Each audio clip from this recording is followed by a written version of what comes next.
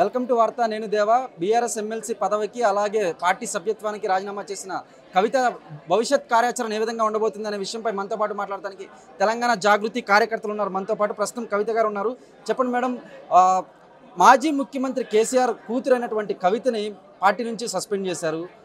కాకపోతే మాత్రం కవిత మీద ఎన్ని ఆరోపణలు ఎన్ని విమర్శలు చేసినా కూడా బయటికి వచ్చి చెప్పనటువంటి మాజీ మంత్రులు, బీఆర్ఎస్ నేతలైనటువంటి మాజీ మంత్రి సత్యవతి రాథోడ్ అయితేనేమి, ఎంపీ మాలోత్ కవిత అయితేనేమి, వీరందరూ కూడా నిన్న సమావేశం పెట్టి మరీ కవితను దూషించారు. దీన్ని ఎట్లా చూస్తారు?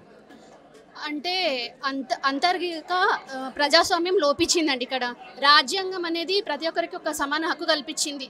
భావ ప్రకటన అంటే స్వేచ్ఛ, సమానత్వం అంటే నీ మనసులో ఉన్న మాటని ఒక చెప్పగలుగుతాం. అంటే అక్కడ లోటుపాట్లు ఉంటాయి. ఇలా ఉంది అని వాళ్ళ కన్న తండ్రికి ఒక లెటర్ రాయడం జరిగింది. దాన్ని వాళ్ళు ఇలా బహిర్గతం చేసి పెద్ద సమస్యగా క్రియేట్ చేయడం జరిగింది. అంటే కవిత గారు చెప్పుకొస్తున్నట్టు నిజంగానే హరీష్ రావు, రేవంత్ రెడ్డి కుమ్మక్కయ్యే ఇట్లా కేసీఆర్ కుటుంబంలో కలహాలకు చిచ్చు రేపుతున్నారంటారా? అవునండి, కలహాలు రేపుతున్నారని మాకు చూస్తున్నారు కదండి మీడియాలో. మీరు కూడా భవిష్యత్ కార్యాచరణ ఏ విధంగా ఉండబోతుంది? అంటే మీతో చర్చించినాకే, మిమ్మల్ని మీ సమాలోచనలు తీసుకున్నాకే కవిత గారి భవిష్యత్ కార్యాచరణ ఉండబోతుందని అయితే మాత్రం ప్రకటించారు. మీరు ఎటువంటి కార్యాచరణ చేయబోతున్నారు? ఎటువంటి చర్చలు జరపనున్నారు? ఎప్పటికైనా మా ప్రయాణం మా కవితక్కతోటే. అక్క ఏది చెప్తే మేము చేయడానికి సిద్ధంగా ఉన్నాము. అక్క కోసం మేము ఆహారనిశలు కష్టపడడానికి సిద్ధంగా ఉన్నామండి.